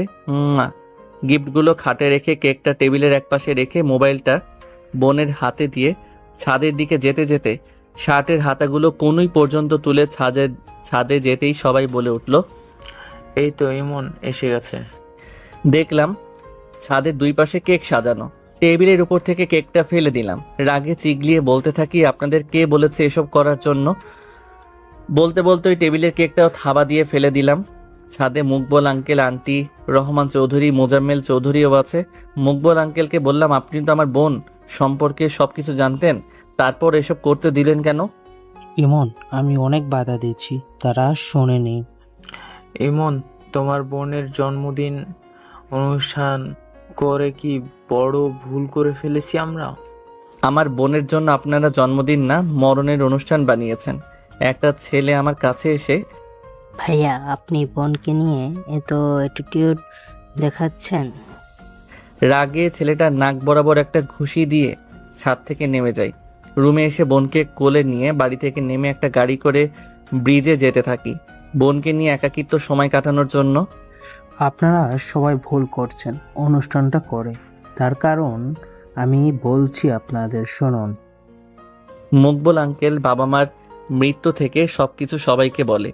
রিলেটিভরা শুনে মুখটা কালো করে রহমান চৌধুরীকে আর মোজাবেল চৌধুরীকে দুই একটা কড়া কথা বলে চলে যায়। এদিকে মীরা বসে বসে কাঁদতেছে। আমি মনের কষ্টের সময়গুলোতে পাশে থাকতে পারিনি। কাঁদতে কাঁদতে অজ্ঞান হয়ে যায়। রহমান চৌধুরী আর মোজাম্মেল চৌধুরী মীরাকে ধরাধরি করে গাড়িতে তুলে বাড়িতে চলে যায়। আমি রাত 1:30-এর দিকে বোনকে ঘুমন্ত অবস্থায় কোলে নিয়ে বাড়িতে এসে দেখি বাড়ি একদম ফাঁকা। বোনকে খাটে শুইয়ে দিয়ে নিজেও ঘুমিয়ে পড়ি। সকালে ঘুম উঠে বোনকে খাবার খাইয়ে অফিসে যাওয়ার জন্য রিকশায় উঠি। অফিসের সামনে যেতেই দেখি মাহফুজা দাঁড়িয়ে আছে। স্যার, আপনি আমার বাবার কোম্পানিতে চাকরি করেন, এখান থেকে বেশি টাকা পাবেন। থাক, আমার বেশি টাকা লাগবো না। মীরা গাড়ি থেকে নেমে দুজনকে কথা বলতে দেখে তাড়াতাড়ি সামনে এসে, ইমন, তুমি পেতনিটার সাথে কি কথা বলছো? মাহফুজা ম্যাডামকে একটা চট দিয়ে বলল, তুই আমাকে পেতনি বলার কে? মীরা আমার দিকে রাগী চোখে তাকিয়ে চলে গেল। আমি তো পুরাই বলদ হয়ে গেলাম। মার লোকে রাগ দেখায় কার সাথে? তবে মীরাকে আঘাত করাতে আমার রাগ উঠে গেছে। আমি সাথে সাথে মাহফুজার গালে ঠাস করে একটা বসিয়ে বললাম, তোমার মতো বেয়াদ্দব আর বেহায়া মেয়ে আমি আজ পর্যন্ত দেখিনি। তোমার বয়স আমার বয়স, তুমি খেয়াল করেছো? সম্পর্ক করতে ম্যাচিওর হতে হয়। আমি তোমার বাড়িতে যাব এখনই। মাহফুজা নাকের পানি চোখের পানি এক করে কাঁদতেছে। স্যার, ভালোবাসা ম্যাচিউর বা বয়স থেকে হয় না, এটা জাস্ট হয়ে যায়। তুমি এখন তোমার বাড়ি নিয়ে যাবে কিনা বলো? গাড়িতে গিয়ে বসুন। এদিকে মীরা আমাকে অফিসে আসতে না দেখে রেগে আগুন হয়ে গেছে। আমি গাড়ি করে মাহফুজার বাড়িতে গিয়ে, তোমার বাবাকে ডাকো, কথা বলবো। মোজাম্মেল চৌধুরী সিঁড়ি দিয়ে নামছেন আর সাথে একটা ছেলেও আসছে। ছেলেটা আমাকে দেখে, আরে ভাইয়া কেমন আছেন? কি মনে করে আমাদের বাড়িতে? ভাই আপনাকে ঠিক চিনলাম না। আরে ভাই মনে নাই, একদিন রাস্তায় একটা ছেলে হাতে ব্যান্ডেজ করে দিয়েছিলেন? হ্যাঁ মনে পড়েছে। ভাইয়া, এর নামই ইমন। ছেলেটা কিছুটা অবাক হয়ে, আব্বু, এই ছেলের সাথে বোনের বিবাহ হলে আমার কোনো আপত্তি নেই, এই ছেলেটা অনেক ভালো। আপনার বোনকে কে বিয়ে করছে? দেখেন, আপনাদের আমি কিছু বলতে চাই। ছোটবেলা থেকে মীরা আমি একসাথে বড় হই, একে অপরকে অনেক ভালোবাসি। একটা ভুল বোঝাবুঝির কারণে আমাদের সম্পর্কটা নষ্ট হয়ে যায়। আমার মনে শুধু একজনই আছে, সেটা মীরা। তাছাড়া আপনার মেয়ে আমার থেকে অনেক ছোট। আপনার কাছে হাত জোর করে বলি, মা বাপ হারিয়ে জীবনে অনেক কষ্ট পাইছি, আর নতুন করে কোনো কষ্ট পেতে চাই না। ভাইয়া আপনি যা বলবেন তাই হবে, আপনি আমার উপকার করেছেন। ধন্যবাদ ভাইয়া। বলেই বাসা থেকে বের হয়ে অফিসের দিকে যাই। গিয়ে অফিসে না বসতেই ম্যাডাম কেবিনে যেতে বলেছে। আমি গিয়ে, ম্যাডাম আসবো? তোমাকে কতবার বলবো অনুমতি নিতে হবে? গুটি গুটি পায়ে ম্যাডাম সামনে দাঁড়াতেই ম্যাডাম চেয়ার থেকে উঠে শার্টের কলার ধরে। তুই মাহফুজের সাথে কই গেছস? ওর বাড়িতে। কেন গেছস তার বাড়িতে? আমার পিছু আর না নিতে, আর ওর ভাই বলেছে আমার কাছে আর আসবে না। সত্যি বলতেছো? আপনার খুশি হবার কিছু নেই। আমাকে বাদে আপনি অন্য কাউকে বিয়ে করলেও আমার কষ্ট হবে না, কারণ এই ইমন মিরান নামে কাউকে ভালোবাসে না। কথাটা ভালোভাবে কানে ঢুকিয়ে নাও। কি বললি কুত্তা? বলে ম্যাডাম আমাকে দেয়ালের সাথে মিশিয়ে কিস করতে লাগলো। আমি তো সেই খুশি, মেঘনা চাইতেই বৃষ্টি। আমি রেসপন্স করছি না, আবার বাধাও দিচ্ছি না। কিছুক্ষণ পর ছেড়ে দিয়ে ম্যাডাম হাঁপাচ্ছে। আপনি আমাকে কিস করছেন কার পারমিশন নিয়ে? তুই তো আমার, তোকে মিস করতে আবার পারমিশন নিতে হবে? হ্যাঁ, নিতে হবে। আমি আপনার কিছু না, আপনার সাথে আমার কোনো সম্পর্ক নাই। প্লিজ আমাকে ক্ষমা করে দাও। ম্যাডাম কাঁদতে কাঁদতে অফিস থেকে চলে যায়। আমি বসের কেবিন থেকে বের হতেই সবাই কেমন চোখে যেন তাকিয়ে আছে। ম্যানেজারকে বলে বাসায় যাওয়ার জন্য অফিস থেকে বের হই, কারণ ভালো লাগতেছে না। রিকশায় উঠে আকাশের দিকে তাকিয়ে বুঝলাম বৃষ্টি হয়তো নামবে। আকাশটা মেঘলাটে। বাড়িতে এসে শুয়ে থাকি। বোন কোথা থেকে এসে, ভাইয়া শরীর খারাপ? ভাইয়া কাছে আসো, খাবার খাইছো? না ভাইয়া, তুমি দুপুরে ফোন দাও না, তাই খাবারও খাইনি। কি, তুমি দুপুর থেকে এখনো কিছু খাও নাই? আমি আন্টির কাছে গিয়ে বললাম ফ্রিজ থেকে খাবার দিতে। খাবারগুলো এনে গরম করে বোনকে খাইয়ে নিজেও খেয়ে নিলাম। তারপর বোনকে নিয়ে শুয়ে মোবাইল চাপতেছি, এমন সময় কল আসলো। রিসিভ করে আসসালামু আলাইকুম আঙ্কেল। ইমন, সন্ধ্যা হয়ে গেছে, মনে হয় বৃষ্টি নামবে। আমার মেয়েটা এখনো বাড়িতে আসেনি। আঙ্কেল, আপনার মেয়ে কই আছে আমি জানি না। আঙ্কেল একটা নদীর ধারের কথা বললো, আর সেখানেই পাবো। বাবা, মেয়েটাকে কষ্ট করে বাড়িতে পৌঁছে দাও। আন্টির কাছে বোনকে দিয়ে আঙ্কেল বলা অনুযায়ী জায়গা যাইতেছি। গিয়ে একটু খুঁজেই দেখলাম একটা নারকেল গাছের সাথে লাগানো বেঞ্চে বসে আছে। আমি কাছে গিয়ে, আপনার বাবা বলছে বাসায় যেতেন। আবছা অন্ধকারেও মাঝে দেখলাম চোখে থেকে গাল বেয়ে নিচে পানি পড়তেছে। কেমন জানি মনের কষ্ট হতে শুরু করলো। আঙ্কেলকে ফোন দিয়ে বললাম, আঙ্কেল টেনশন নিয়েন না, আমি আপনার মেয়েকে বাসায় দিয়ে যাব। আমি হাতটা ধরতে গিয়েও ধরলাম না। ম্যাডাম বেঞ্চে থেকে উঠে, আমাকে টাচ করতে তোর সমস্যা কোথায়? নাকি নিজেকে নিয়ে অ্যাটিটিউড দেখাস? ভালোবাসি বলেই অবহেলা করিস। তোকে ছাড়া এই মীরা এক মুহূর্তও ভালো থাকবে না। কথাটা কেমন জানি হৃদয়ে আঘাত করলো। চলেন বাড়িতে যাব। আমার হাত ধরে নিয়ে যাও, না হলে আমি যাব না। হাতটা ধরে রাস্তার দিকে হাঁটতে থাকি। রাস্তায় এসে দেখলাম কোনো গাড়ি নাই। ফোন দিয়ে বলল গাড়ি নিয়ে আসতে। বৃষ্টি নামবে বলে রাস্তায় কোনো গাড়ি নেই। হঠাৎ করে ঝুম বৃষ্টি নামে। জানি বৃষ্টি নামবে, তাই সাথে একটা পলিথিন নিয়ে আসি যাতে মোবাইলটা না ভিজে। মোবাইলটা পলিথিনে ভরতেছিলাম। আপনারটা দেন, ভিজে গেলে নষ্ট হয়ে যাবে। আমারটা ভিজলেও কিছু হবে না। আমি মোবাইলটা পকেটে রেখে, চলেন একটু হেঁটে রাস্তার দূরত্বটা কমাই। আমি বুকে হাত দিয়ে মীরার পাশাপাশি হাঁটতেছি। চারদিকে শুধু বৃষ্টির রিমিঝিমি শব্দ। রাস্তার চারপাশ অন্ধকার, শুধু রাস্তাটা হেডলাইটের আলোয় আলোকিত। কিছুক্ষণ পর হঠাৎ বিজলির আওয়াজে মীরা আমাকে খপ করে জড়িয়ে ধরে। আমি হেডলাইটের আলোয় স্পষ্ট তার মায়াবী চেহারার দিকে তাকিয়ে রইলাম। ভয় ভয় চোখ আর মুখ নিয়ে বুকের মাঝে লুকিয়ে আছে। দুই চোখের নাকের মাঝখানে তিলটা যেন ওর সৌন্দর্য হাজার গুণ বাড়িয়ে দিয়েছে। ভেজা চুলগুলো থেকে একটা একটা পানির কণা বেয়ে বুকের দিকে যাচ্ছে। আমি ওর প্রতি নেশার মতো আসক্ত হয়ে যাচ্ছি। ভেজা চুলগুলো দুহাত দিয়ে পেছনে গুজে দেই। ম্যাডাম আমার সাদা বুকের কালো তিলটার দিকে কিছুক্ষণ তাকিয়ে সেখানে চুমু দেয়। আমার পুরা শরীর কেঁপে ওঠে। জড়িয়ে ধরার অবস্থাতেই ম্যাডাম মাথা তুলে আমার দিকে তাকায়। আমি ওর দিকে তাকিয়ে খেয়াল করলাম বামের গালটাতে আঙুলে দাগ লেগে আছে। এক হাত দিয়ে গালটা আলতোভাবে স্পর্শ করতেই ম্যাডাম চোখ বুজে ফেলে। আমি গালটাতে চুমু দেওয়ার জন্য ঠোঁট দুটো এগিয়ে নিচ্ছি। ম্যাডাম বড় বড় চোখ করে তাকিয়ে আছে, কিন্তু চুমু না দিয়ে আবার ফিরে আসলাম। ম্যাডাম গোল গোল চোখ থেকে পাল্টে রাগি চোখে তাকিয়ে আছে আর বলল, একটু আদর করলে কি হবে? প্লিজ একটা চুমা দাও না। পারবো না দিতে। মেয়েরা শক্ত করে জড়িয়ে ধরে, পিঠ থেকে হাত নিয়ে কোমরে গুজে দেয়। তুমি যদি এখন আমাকে চুমা না দাও তাহলে আমি এই অন্ধকারে হারিয়ে যাব। শিয়াল কুকুরের টিনে আমাকে খেয়ে ফেলবে। আমি হাত দিয়ে মুখ চেপে বললাম, এসব কথা কখনো বলবা না, না হলে আমি তোমার থেকে দূরে চলে যাব। আমি ঠোঁট দুটো ধীরে ধীরে নিয়ে গালে একটা চুমু দিলাম। মীরা চোখ বুজে ঘন ঘন নিঃশ্বাস নিচ্ছে। ঠোঁটে আঙুল দিয়ে বোঝালো ঠোঁটে চুমু দিতে। আমি ধীরে ধীরে ঠোঁটের দিকে এগিয়ে যাচ্ছি চুমু দিতে, কিন্তু চুমু না দিয়ে যেই ফিরে আসবো তখন মীরা সাথে সাথে দুহাত দিয়ে মাথা ধরে ঠোঁট দুটো এক করে দেয়। 2 মিনিট পর ছেড়ে দেয়। দুজনের দিকে কিছুক্ষণ তাকিয়ে চলো এবার যাওয়া যাক। আমার পা দুটো কেমন অবশ লাগছে, প্লিজ কোলে করে নিয়ে যাও না।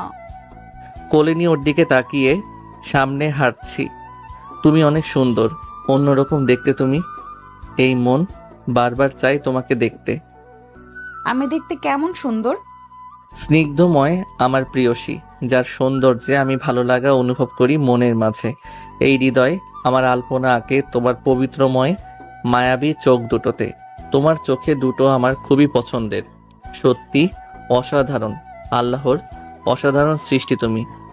আমি বারবার জন্ম নিতে চাই তোমার সৌন্দর্যে আসক্ত হতে। বলে শেষ করতেই গালে একটা চুমু দিল মীরা। কিছুক্ষণ পর একটা গাড়ি সামনে এসে দাঁড়ালো। ড্রাইভার নেমে স্যার, বাবা মনিকে গাড়িতে উঠান। মীরাকে গাড়িতে তুললাম। গাড়ি চলছে আপন গতিতে। অন্ধকার বৃষ্টিতে নির্দিষ্ট গন্তব্যে মীরাকে বাসা দিয়ে ড্রাইভার আবার আমাকে বাড়িতে দিয়ে যায়। আন্টির কাছে বোন ঘুমিয়েছিল, তাই নিজের সাথে আনলাম না। গভীর রাতে ঘুমিয়েছিলাম, ফোনের আওয়াজে ঘুম ভেঙে যায়। ফোন রিসিভ করে, আঙ্কেল, এত রাতে কোনো সমস্যা হয়েছে? মীরা জ্বরের মুখে তোমার নাম নিতেছে। বাবা, তুমি একটু বাসায় আসো না। তোমার বাসার নিচে ড্রাইভার গাড়ি নিয়ে দাঁড়িয়ে আছে। আমার বুকের মাঝে হৃদস্পন্দন বেড়ে যায়। তাড়াহুড়ো করে নিচে গাড়িতে গিয়ে বসলাম। ড্রাইভার গাড়ি চালিয়ে বাড়িতে নিয়ে আসে। ড্রাইভার গভীর রাতে মীরাদের বাসার সামনে নামিয়ে দেয়। আগে থেকে গেট খোলা ছিল। গুটি গুটি পায়ে বাসায় ঢুকে আঙ্কেলকে সোফায় বসতে দেখি। আঙ্কেল ডাক্তার কল দিছেন। বাবা, এত রাতে ডাক্তার আসবে না, তুমি আমার মেয়ের কাছে যাও। ধীর পায়ে সিঁড়ি বেয়ে উপরে রুমে গিয়ে দেখি আন্টি মীরার পাশে বসে আছে। আন্টি আমাকে দেখে, কেমন আছো ইমন? ভালো আছি, আপনি? ভালো নেই, মেয়েটা জ্বরে ভুগতেছে। আন্টি আর কিছু না বলে রুম থেকে চলে যায়। আমি ম্যাডামের পাশে গিয়ে বসলাম। দেখলাম ঘুমাচ্ছে। ঘুমন্ত মায়াবী চেহারার দিকে নিষ্পলকভাবে তাকিয়ে রইলাম। কপালে একটা চুমু দিতে উঠে বসলাম। চোখের সামনে হাত নাড়িয়ে দেখলাম ঘুমিয়ে আছে তো নাকি আবার ব্যাগ ধরে আছে। দেখে বুঝলাম না, ঘুমিয়ে আছে। তাই ধীরে ধীরে কপালে একটা চুমু দিয়ে উঠে আসতেছিলাম। হঠাৎ ম্যাডাম হাত দিয়ে বুকের সাথে জড়িয়ে ধরে। আমার ভয়ে হৃৎপিণ্ড ধুকধুক শুরু করে। ম্যাডাম আমার দিকে তাকিয়ে, চুরি করে আদর করা হচ্ছে? না মানে ইয়ে। থাক, আর মানে করতে হবে না। ম্যাডাম আমার বুকে হাত দিয়ে, আরে তোমার বুকে এত ধুকধুক কেন করছে? ম্যাডাম কেউ দেখে ফেলবে, ছাড়েন আমাকে। এত ভয় কেন পাইতেছো? কেউ দেখলে কিচ্ছু হবে না। ছাড়ো আমাকে। ছেড়ে দিব, তার আগে। আঙুল দিয়ে ঠোঁট দেখিয়ে বোঝালো চুমু দিতে। আমি পারবো না। আর তোমার না শরীর খারাপ? এসব এখন না, আগে সুস্থ হই। তুমি আমার পাশে থাকলে আমি এমনিতেই ভালো হয়ে যাব। আগে বলো, দিবে কি না? আগে তোমার চোখ দুটো বন্ধ করো। আমি ওর গোলাপি ঠোঁট দুটোর সাথে নিজের ঠোঁট দুটো এক করে দিলাম। কিছু সময় পর ছেড়ে দিলাম। কিছুক্ষণ ওর দিকে তাকিয়ে রইলাম। এবার তো ছাড়ো। আর এখন থেকে তোমার আগুনের মতো গরম শরীরে শুয়ে আছি, ছাড়ো আমাকে। কিছুক্ষণ তাকিয়ে ধাক্কা দিয়ে সরিয়ে দিল। তার কিছুক্ষণ পর আন্টি এসে দুটো পাত্রে স্যুপ দিয়ে গেল। ইমন, মীরাকে স্যুপ খাইয়ে দাও তো। ওকে। এই যে ওঠেন। মীরা উঠতে চেষ্টা করেও আবার ধপ করে শুয়ে পড়ে।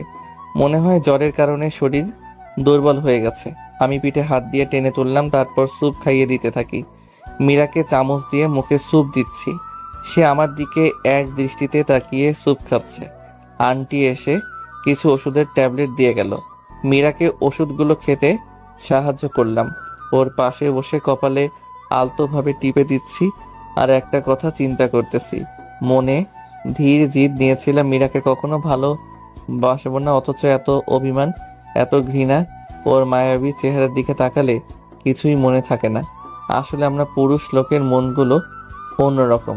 প্রিয় মানুষটার সাথে হাজারো রাগ, অভিমান, ঝগড়া, একটা চুমু বা মায়া লাগানো চেহারা অথবা মায়া লাগানো একটা কথাই যথেষ্ট। সব অভিমান ভেঙে দিতে। এসব ভাবতে ভাবতে কখন ঘুমিয়ে গেছি মনে নেই। ঘুম থেকে উঠে দেখি সকাল হয়ে গেছে। বোনটা আবার আমায় না দেখলে মন খারাপ করবে। মীরার ঘুমন্ত চেহারায় কপালে একটা চুমু দিয়ে আঙ্কেল আন্টিকে বলে বাইরে চলে আসলাম। বাইরে এসে একটা রিক্সা বা সিএনজির জন্য একটু সামনে হেঁটে গেলাম। সামনে যেতেই দেখলাম কয়েকটা ছেলে একটা মেয়েকে টিজ করতেছে। ভাবলাম যাবো না, কিন্তু বিবেকে বাধা দিল। মেয়েটাকে কেন বিরক্ত করছেন? সেটা তোকে বলতে হবে, এখন সামনে থেকে সর। ভাই, এটা যদি আপনার বোন হতো? তোরা কইছি জ্ঞান দিতে, মায়ের খেতে চাস নাকি? ওরা 3 জন ছিল। জানি মারামারি করে পারবো না। একটু দাঁড়ান, 2টা কথা শুনে চলে যাইয়েন। লোকগুলো বিরক্ত মুখে তাকালো। ডিরেক্ট বললাম, আপনাদের জন্মের ঠিক নাই। লোকগুলো রেগে আমাকে মারতে আসলো। ভাই দাঁড়ান, আপনাদের সাথে আমি মারামারি পরে করে পারবো না। চাইলেই মারতে পারেন। সামনে থেকে ছেলেটা। আমি কি পতিত মেয়েদের থেকে জন্ম নিয়েছি নাকি? তুই আমাকে জন্মে ঠিক নেই বললি কেন? ধরেন আপনার মা রাস্তা দিয়ে হেঁটে যাচ্ছে, আমি ওনার বুকের দিকে, পাছার দিকে নজর দিলাম এবং ওনাকে টিচ করতে থাকলাম। আপনি তখন কি করবেন? নিশ্চয়ই আমার ভাষাটা আমাকে উপহার দিবেন, সাথে মেরে হাসপাতালে পাঠাবেন। রাস্তাঘাটে আপনাদের চোখে সেক্সি মেয়ে যায়, কিন্তু কারো কাছে কলিজার বোন যায়, কারো মা যায়। আপনাদের দেখে আশেপাশের লোকগুলো কেন প্রতিবাদ করে না জানেন? কারণটা হলো হিংস্র হায়না মনে করে আপনাদের। লোকগুলো কিন্তু আপনাকে গালি দেয় না ঠিকই, আপনার মা বাপকে ঠিকই গালি দেয়। নারীর পেট থেকেই আপনার জন্ম। আপনার অসুস্থতায় প্রধান সেবক নারী। সম্মানের চোখে দেখেন তাদের। জানি আমার কথায় আপনাদের মন পাল্টাবে না, কারণ কুত্তার লেজ কখনো সোজা হয় না। বলেই চলে আসতে থাকি। আমি একটা রিক্সা করে বাড়িতে চলে আসি। বাড়িতে এসে রুমে গিয়ে বোনকে ডাকি। বোনটা মনে হয় টিভি দেখছে। বোন দরজা খুলে, ভাইয়া, তুমি কোথায় গিয়েছিলে? তোমার মীরা আপুর বাসায়। আমাকে রেখে গেলে কেন? অন্য একদিন নিয়ে যাব আপু। আমি বোনকে খাইয়ে অফিসে চলে গেলাম। অফিসে গিয়ে কাজ শেষে আসার সময় আঙ্কেল এসে, ইমন, তোমার বোনকে নিয়ে সন্ধ্যার পর বাড়িতে চলে এসো। তোমার বোনকে অনেক দিন হলো দেখি না। আচ্ছা আঙ্কেল। মীরা অসুস্থতায় আঙ্কেল অফিসে এসেছে। বাড়িতে এসে ফ্রেশ হয়ে বোনকে রেডি করতেছি। ভাইয়া, আমরা কই যাব? তোমার আঙ্কেল বাসায়। বোনটা খুশি হলো। তারপর রিক্সা করে মীরাদের বাসায় চলে আসলাম। বোন আঙ্কেলকে দেখে দৌড়ে কোলে গিয়ে উঠলো। আমি মীরাকে দেখার জন্য উপরে গেলাম। গিয়ে দেখি দরজা খোলা। আমি রুমে ঢুকে কোথাও মীরাকে দেখছি না। খাটের নিচে দেখার জন্য নতেই পেছন থেকে, এই তুমি খাটের নিচে কি দেখো? না মানে তোমাকে খুঁজতেছিলাম। আমি খাটের নিচে কেন যাব? বাচ্চা নাকি আমি? না, কোথাও আপনাকে দেখছি না, তাই খাটের নিচে দেখলাম। আমি তোমার বয়সে ছোট হব। আমি তোমাকে আপনি বলি না, অথচ তুমি বলে যাচ্ছ। আরে আপনি হলেন অফিসের বস। অফিসের বস থেকে তো এখন বউ হব। এখন বলা চলবে না, তুমি করে বলবা। আমি লজ্জায় মাথায় নিচু করে ফেললাম। আরে আমার বাবুটা দেখি লজ্জা পাচ্ছে। আমি তাকিয়ে খেয়াল করলাম গোসল করে ভেজা চুল নিয়ে আমার সাথে কথা বলতেছে। আমি রুম থেকে বের হওয়ার জন্য যেই বের হব, মীরা শার্টের কলার পিছন থেকে টান দিয়ে নিয়ে সে দরজা আটকে দেয়। আমি ভয়ে ঢোক গিললাম। আপনি দরজা কেন দিচ্ছেন? রোম্যান্স করব তোমার সাথে। দেখেন, বিয়ের আগে এসব করা ভালো না। বিয়ে তো আমি তোমাকেই করব। মীরা কাছে এসে শার্টের বোতামগুলো খুলতে থাকে। ছেলে মানুষ ভয়ে চিৎকার দিলে পুরুষ সমাজের মান সম্মান চলে যাবে, তাই চুপটি মেরে চুপ থেকে সব সহ্য করে যাচ্ছি। মীরা শার্ট খুলে প্রশস্ত বুকের লোমগুলোর দিকে তাকিয়ে রয়েছে। আলতোভাবে বুকের তিলটাতে চুমু দিল। মীরা, ছাড়ো আমাকে, খারাপ কিছু হয়ে যাবে। হোক খারাপ কিছু। আমি ওর হাতের ছোঁয়ার চুমুতে নিজেকে কন্ট্রোল রাখতে পারলাম না। পাগলের মতো চুমু খেতে থাকি। দেয়াল থেকে সরে গিয়ে বিছানায় ধাক্কা দিয়ে ফেলে দেই। উপরে উঠে গলায় মুখে চুমু দিতে থাকি।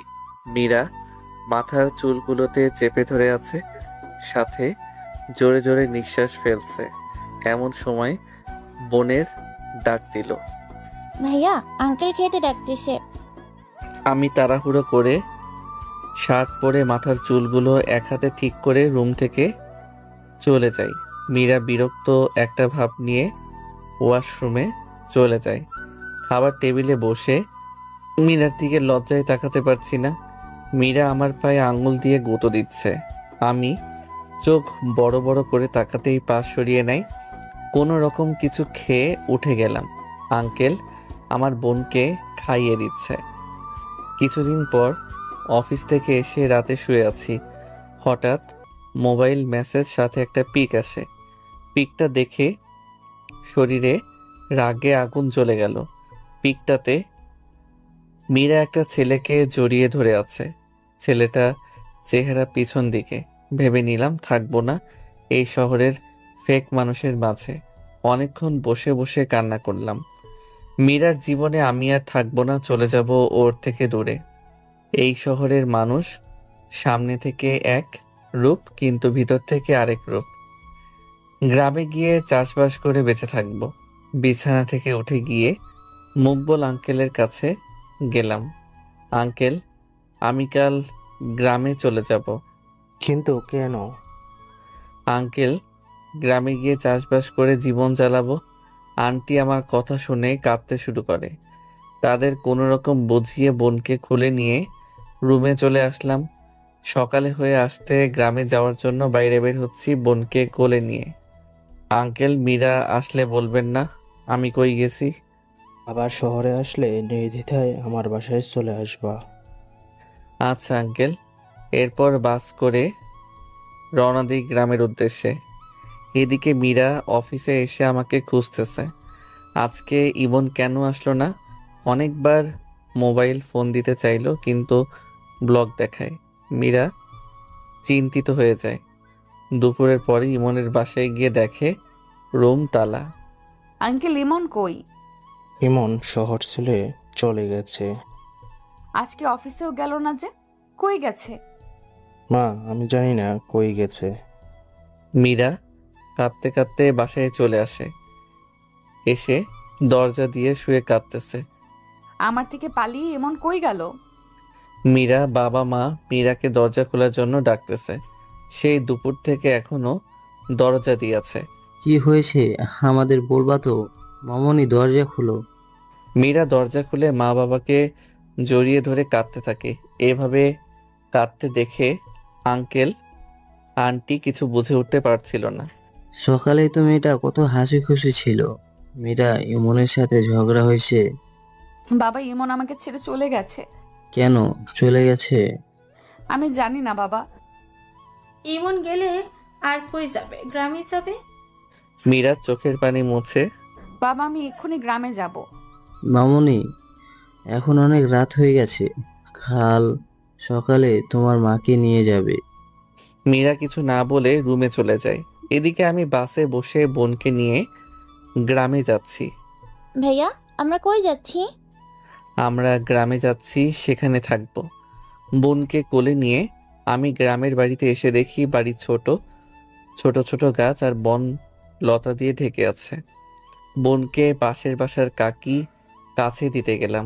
সেখানে যেতেই ছোট ছোট বাচ্চা আরো কয়েকজন কিশোরী মেয়ে ছেলে ঘিরে দেখতেছে। আসলে শহর থেকে সাদা চামড়ার মানুষ গেলে গ্রামের মানুষ তাকে কৌতূহল নিয়ে দেখতে আসে। আরে ইমন, ভালো আছো নি? কাকি আমাকে দেখে। আল্লাহর রহমতে ভালো আছি। বোন কোল থেকে নেমে গ্রামের বাচ্চাদের সাথে খেলতে থাকে। কাকি আমার বোনকে দেখে রাখেন। কাকি তার ছোট মেয়েকে ডাক দিলেন। কাকুলি, কাকুলি, ওই যে ছোট্ট মেয়েটা, তুমি ওর সাথে খেলো আর দেখে রাখো। আমি বাড়িতে এসে রিফাতকে ফোন দিয়ে দোষ গ্রামে বাড়ি এসে গেছি, তুই একটু আয় না। খারা 2 মিনিটের ভেতর আসতেছি। কিছুক্ষণ পর রিফাত এসেই, কিরে এমন শহরের চাকরি ছেড়ে গ্রামে কেন? সে অনেক কাহিনী পরে বলবনি। তুই এখন বাড়িটা পরিষ্কার করতে সাহায্য কর। 2 বন্ধু মিলে বাড়ি পরিষ্কার করতে থাকলাম। বাড়ির মাচাটা ভেঙে পড়ে আছে। ঘরে ঢুকে দেখি ঘর থেকে উৎকট গন্ধ আসছে। এদিকে মীরা আর আন্টি সকাল সকাল প্রাইভেট কার করে গ্রামের বাসার দিকে আসছে। তার মনে শুধু একটাই প্রশ্ন, ইমন কেন তাকে ছেড়ে চলে এসেছে? একবারও বলে আসলো না কেন?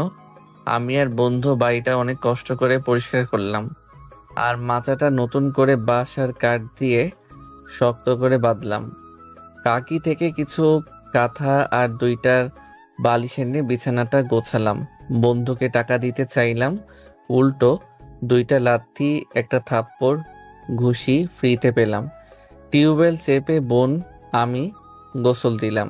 এরপর কাকিগো বাড়ি থেকে খাবার এনে 2 ভাই বোন খেলাম। মাটির চুলাতে রান্না করতে হবে। রান্না করার জন্য বাজার করে পাশের বাসা কাকি থেকে লাকড়ি আনলাম। আমি আবার ফকিন্নি না, কয়েকবার গেছি, অনেক কিছু পাইছি, তাই বলে আবার যাব না তা মানা যায় নাকি? আমার অ্যাকাউন্টে যথেষ্ট টাকা আছে, আপনাদের বলবো না, হিংসা করবেন তাই। মাটির চুলায় রান্না করতেছিলাম, ঘেমে শরীর একাকার। আর বোন আমার গ্রামের বাচ্চাদের সাথে ভালোই আছে। হঠাৎ কারো কোমল হাতের ছোঁয়া কেঁপে উঠলাম। শরীরের পারফিউমের গন্ধটা বুঝিয়ে দিল মীরা। আপনি আমাকে স্পর্শ কেন করলেন? পেছনে ঘুরতেই মীরা আমাকে দেখে হাসতে শুরু করলো। আমি কি হয়েছে, আমাকে কি জোগাড় মনে হয়? কোনো কথাই কানে নিচ্ছে না।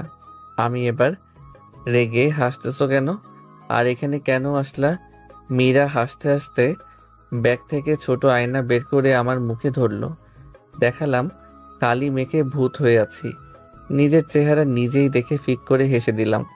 আমি রান্না করছি আর বলছি, আপনার প্রতি আমার ঘৃণা আমার কাছে আসবে না। কিন্তু কেন বলবা তো? আমি তোমাকে ছাড়া বাঁচবো না। তুমি কেন এই কথাটা বুঝতে চাও না? আমি বুঝতে চাইও না, কারণ আমি তোমাকে ভালোবাসি না, শুধু ঘৃণা করি। এখন এখান থেকে যাও। আর এটা গ্রাম, লোকে দেখলে খারাপ ভাববে। মীরা কিছু না বলে কাঁদতে কাঁদতে বাড়িতে চলে যায়। অনেক কষ্ট করে রান্নাটা শেষ করলাম। রাতে আমি আমার বোন বসে মোবাইল দেখছি।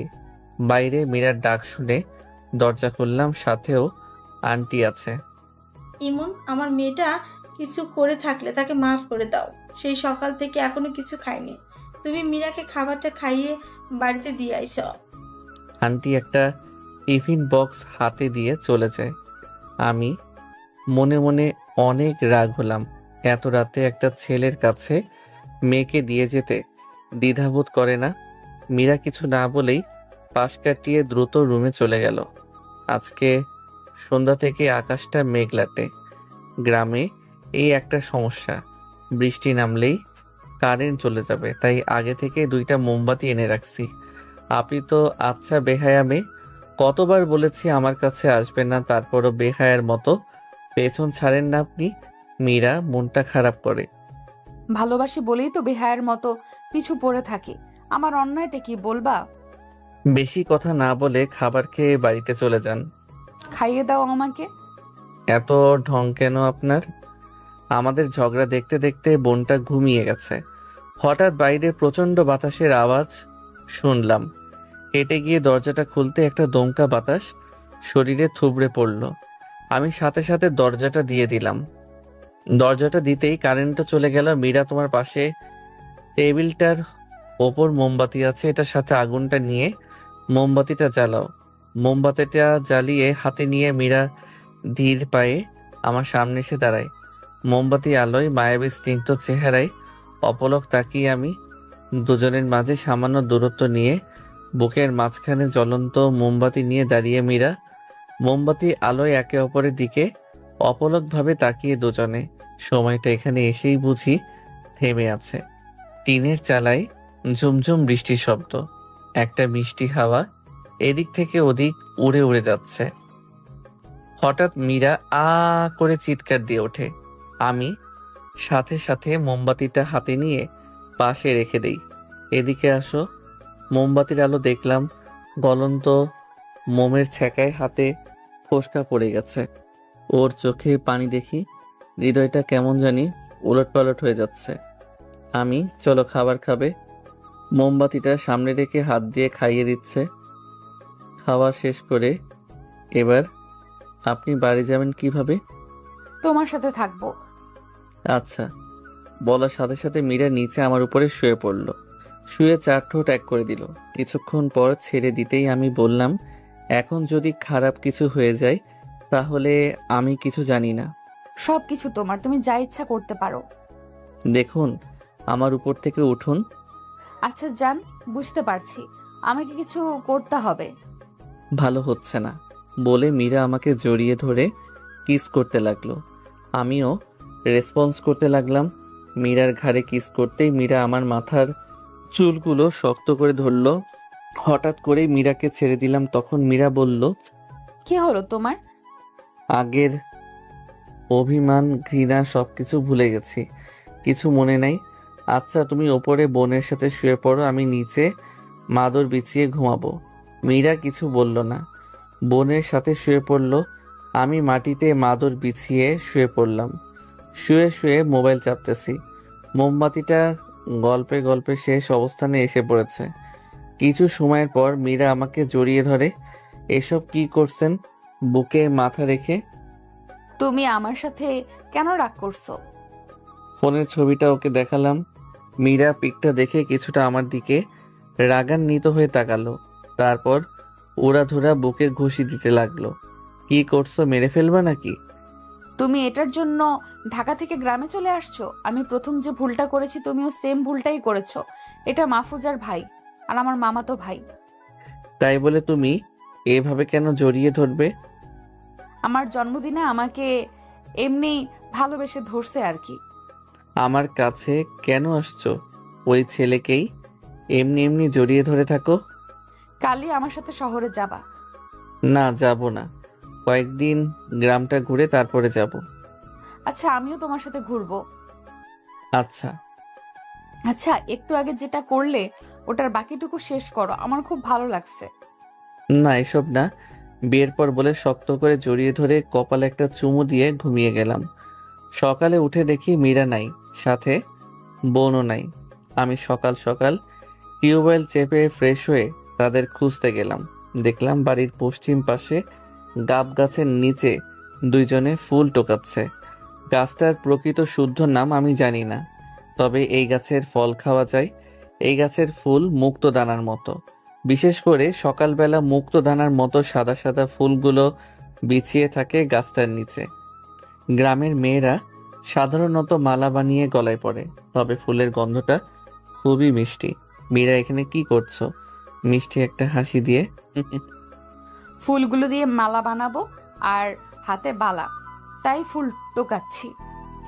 দেখলাম আরো কয়েকটি মেয়ে দেখা দেখি ফুল টুকিয়ে মীরাকে দিচ্ছে। মীরা সেগুলো ঝুড়িতে রাখছে। খাবার খাইছো? না, সবাই আমাদের বাড়িতে গিয়ে খাবো। বাঁচলাম রান্না করা থেকে। মাটির চুলায় রান্না করা অনেক কষ্ট। এরপর মীরা, আমি, ছোট বোন একসাথে মীরাদের বাড়িতে যাই। গিয়ে সেখানে মাংস দিয়ে পেট ভরে ভাত খেলাম।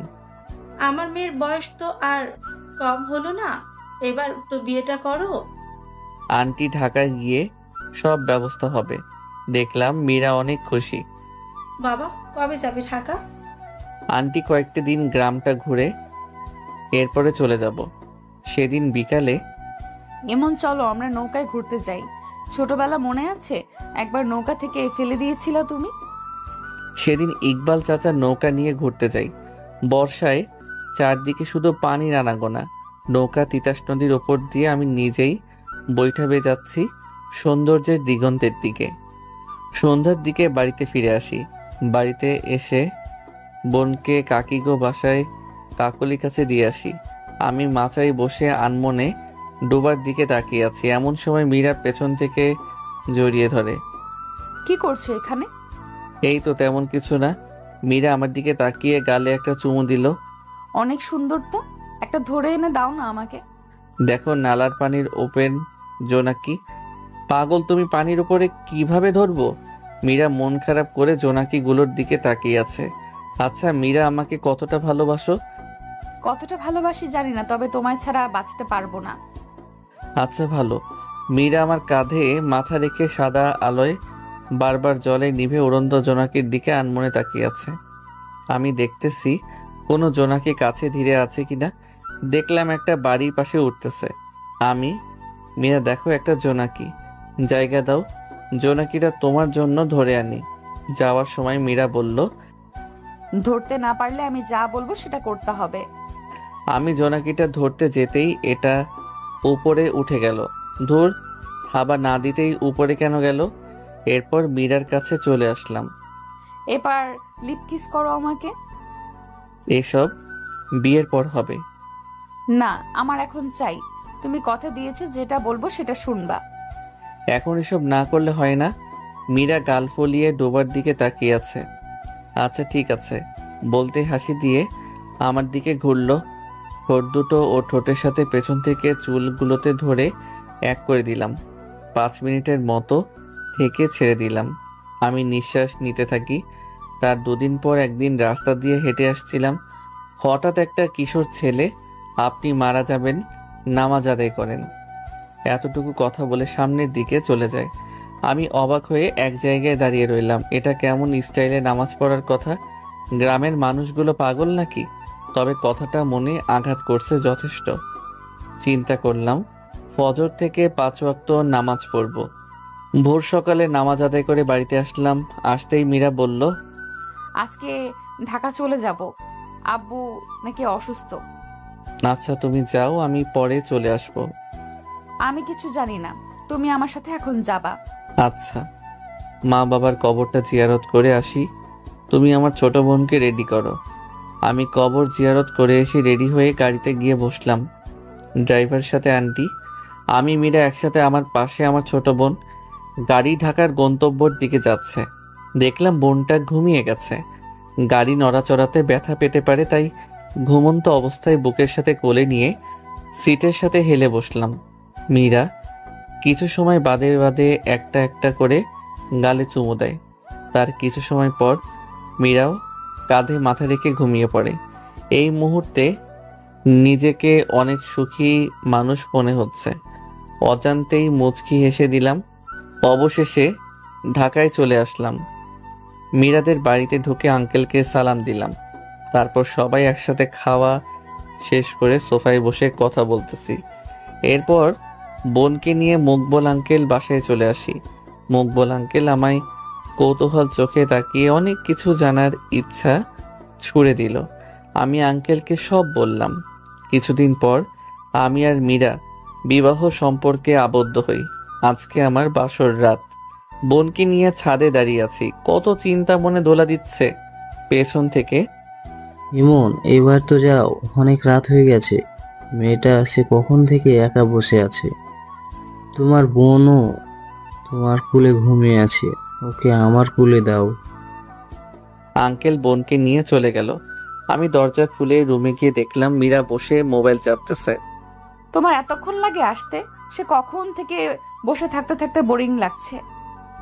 আমি কাছে গিয়ে, এই ভারী কাপড় খুলে অজু করে আসো, 2 রাকাত নামাজ পড়ব। আমি পাঞ্জাবিটা খুলে একটা পাতলা গেঞ্জি গায়ে দিলাম। আমি অজু করে এসে দেখি মীরা শাড়ি খুলতেছে। আমি ওর সুন্দর পেটের দিকে তাকিয়ে রইলাম। আপনি এভাবে তাকিয়ে কেন আছেন? আমি হকচকিয়ে অন্য দিকে চোখ ফিরালাম। আমরা এখন স্বামী স্ত্রী, আমার সব কিছু তোমার দেখার অধিকার আছে। মীরা কাছে এসে একটা চুমু দিবে। আমি থামিয়ে, আগে নামাজ তারপর। মীরা একটা মুচকি হাসি দিয়ে ওয়াশরুমে চলে গেল। তারপর দুজনে একসাথে নামাজ আদায় করলাম। বালিশ দিয়ে বিছানায় হেলে বসলাম। মীরাও আমার দিকে তাকিয়ে আমার পাশে বসে আছে। দুইজন এটা ওটা নিয়ে অনেকক্ষণ কথা বললাম। মীরা বলল, আজকে আমাদের বাসর রাত, আমাকে আদর করো। বলেই আমার কোলের উপর উঠে বসলো। আমি মীরার 2 চোখের নাকের মাঝখানে তিলটার দিকে তাকালাম। এই তিলটাই ওর সৌন্দর্য 1000 গুণ বাড়িয়ে দিয়েছে। আমি ওর গোলাপি ঠোঁট দুটোতে চুমু দেওয়ার জন্য এগিয়ে যাচ্ছি। মীরার ভারী নিঃশ্বাস আমার চোখে মুখে লাগছে। 2 জোড়া ঠোঁট এক হতেই দুজনেই যেন কোনো আদিম নেশায় মেতে উঠেছি। মীরা চুলগুলোতে খামচে ধরল। আমার শরীরের সাথে আঁকড়ে পৃষ্ঠে লেগে আছে। আমি ওর পেটে হাত বুলাতে থাকলাম। চুমুতে ভরিয়ে দিচ্ছে ওর মাতাল করা নেশাক্ত সৌন্দর্যের প্রতিটি অঙ্গ। দুজনেই কোনো অমৃত সুখের নেশায় পাড়ি দিচ্ছে সময়ের অসংখ্য সেকেন্ড। সকালে ঘুম ভাঙতেই মীরা পাশে নেই। আমি বিছানা থেকে কাপড় ঠিক করে ওয়াশরুমের দিকে যাচ্ছি। ওয়াশরুমে ঢুকতেই ধাক্কা খেলাম মীরার সাথে। দেখলাম গোসল করে বের হচ্ছে। একটু সাইড দিতেই চলে গেল। আমি গোসল করে বের হলাম মাথা মুছতে মুছতে। আমাকে দাও, আমি মুছে দিচ্ছি। হাত উঁচু করে মুছতে কষ্ট হচ্ছে, তাই একটা চেয়ারের উপর দাঁড়িয়ে মাথা মুছে দিচ্ছে। ওর নাভিটা আমার চোখ বরাবর দেখা যাচ্ছে। সরু পেটটার মাঝখানে ছোট একটা ছিদ্র মতো দেখতে বস্তুটা এত আকর্ষণীয় কেন? অসাধারণ, আল্লাহর অসাধারণ নিপুণতা। নাভিতে ঠোঁটের আলতো স্পর্শে মীরা কেঁপে উঠল এবং পড়ে যেতেছিল। আমি ধরে ফেলি। লজ্জায় মাথা নিচু করে রেখেছে। এই প্রথমবার তাকে লজ্জা পেতে দেখলাম। লজ্জায় ধারণ করা চেহারাটা অদ্ভুত ভালো লাগা কাজ করছিল। আমি বেশি খুশি হলে প্যান্টের উপর লুঙ্গি পরে গান লাগিয়ে উড়াধুরা নাচতে থাকি। এভাবে বেশি খুশি উপভোগ করার মজাই আলাদা। আমাদের বিয়ের 3 মাস পর শুনলাম আমার বউ প্রেগনেন্ট। তার মানে আমি বাবা হব। আমি তো খুশিতে বউকে কোলে নিয়ে রুমে গিয়ে নাচতে থাকি। আল্লাহ হাফেজ, সবাই ভালো থাকবেন।